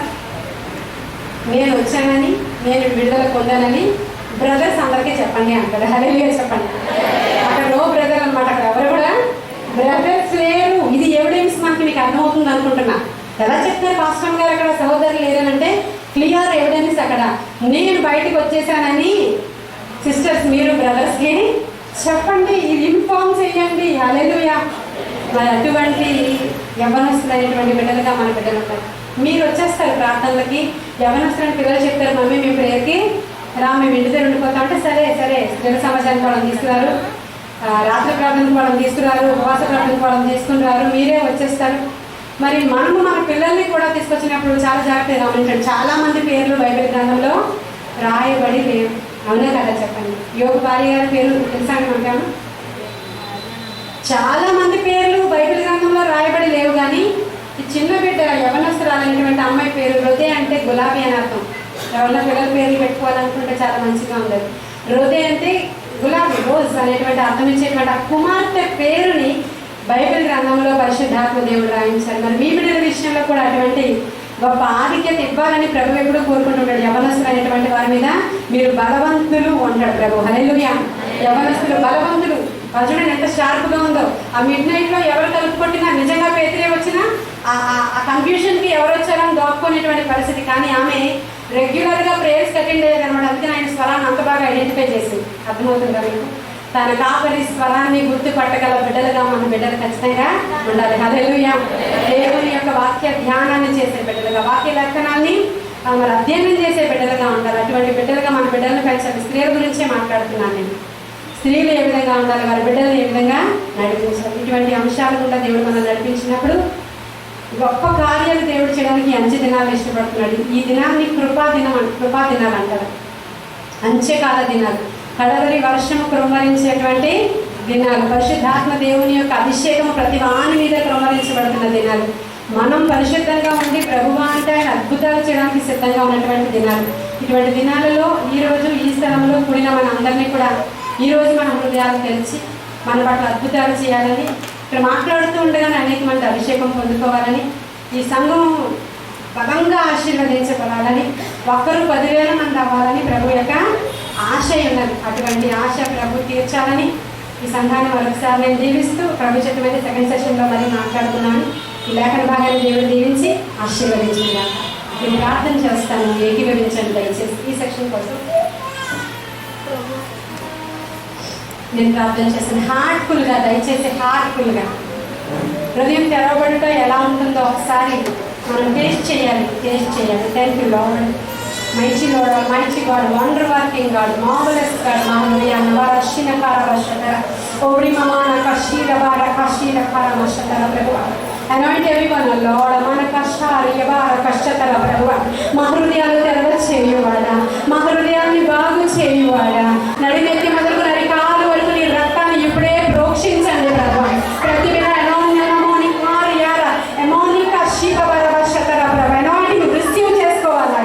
అయ్యా నాయన మించిన పరిచర్య. ఇప్పుడు బిడ్డలు ఏ పరిచర్యలు చేస్తున్నారో వారు అధికమైన పరిచర్యలోనికి ఎంత రోజులు కాక నాయన. ఇప్పుడు నా సంఘాలు ఆశీర్వదింపబడును కాక, ఇప్పుడు నా పరిచర్యలు విస్తరించబడును కాక, ఆత్మకార్యాలు జరుగును కాక, అద్భుతాలు జరుగును కాక, ప్రతి బాండేజెస్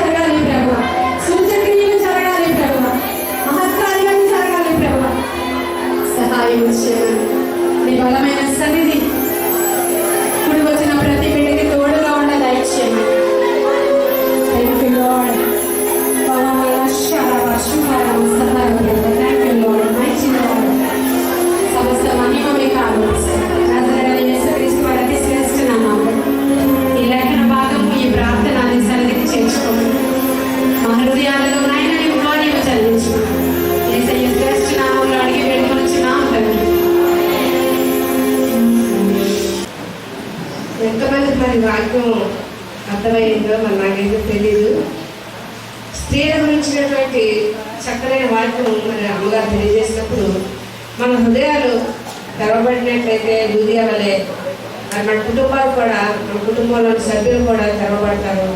ఆ విధంగా మనందరూ కూడా మరి ఆరాధనకు వచ్చి ప్రార్థించుకుంటూ మరి దేవుళ్ళు ఎక్కువగా బలపడే వారిగా ఉంటామని అమ్మగారు చాలా చక్కని వాక్యం తెలియజేశారు. ఇంకా చెప్పాలంటే చాలా ఉంది, కానీ నాకు చెప్పడానికి టైం లేక కొద్దిగా ముగిస్తూ ఉన్నాను. తెలియజేయండి మరి ఏదైనా పక్కకపోతూ ఆహ్వానిస్తాను.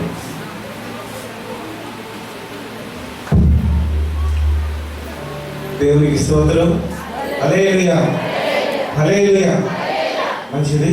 మరి ఇంతవరకు మరి మన మధ్య సహోదరి మరి దైవజనురాలు మరి మంచి వాక్యాన్ని మనం చెప్తున్నారు. హృదయము తెరవబడుట. మరి ఎంతమందికి హృదయం తెరవబడిందో లేదో మనకు తెలియదు, కానీ హృదయం తెరవబడడం అనేది మరి చివరి దినాల్లో చాలా ప్రాముఖ్యమైనటువంటి విషయం. మన హృదయాలు తెరవబడాలి అంటే మన మనసు మారి నూతన పరచబడడం వలన మనం రూపాంతరము చెందుతాం. అయితే మనసు మారాలి. ఏ మనసు మారాలి? ఇహ సంబంధమైనటువంటి మనసు మనం మారినప్పుడు మనం పర సంబంధమైనటువంటి మనసును మనం ధరించుకుంటాం.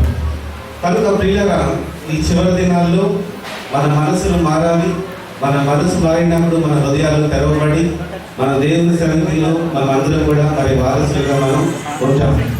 మరి ఆ రకంగా ఉండాలని మీ అందరికీ కూడా నేను మరి ప్రార్థనాపూర్వకంగా తెలియజేస్తూ, మరి అలాగే బాప్టిస్ట్ చర్చ్లో ఇంత గొప్ప ఉత్సవాన్ని మరి చివరి దినాల్లో చూడడం నాకు చాలా సంతోషకరంగా ఉంది. ఎందుకంటే బాప్టిస్ట్ సంఘాల్లోని మరి పరిశుద్ధాత్మని నమ్మరు, పరిశుద్ధాత్మ పొందుకునే వారిని ఎవరిని కూడా ఆహ్వానించరు. అయితే ఏంటంటే మరి బాప్టిస్ట్ సంఘాల్లో మరి ఇలాంటి ఉత్సవాన్ని మరి రావడం అనేది నాకు చాలా సంతోషకరంగా ఉంది. కనుక ఈ యొక్క ఉత్సవం ఇంకా ముందుకి మరి సాగాలని మరి ప్రార్థన చేస్తూ ఇప్పుడు చివరిగా ప్రార్థన జయచంద్రన్ గారు వచ్చి ప్రార్థన చేసిన తర్వాత మన పాస్టర్ గారి యొక్క ఆశీర్వాదంతో ఈ యొక్క కార్యక్రమాన్ని నిర్వహించుకున్నాం. అందరం కళలో వచ్చిపెట్టే ప్రార్థన చేసుకున్నాం.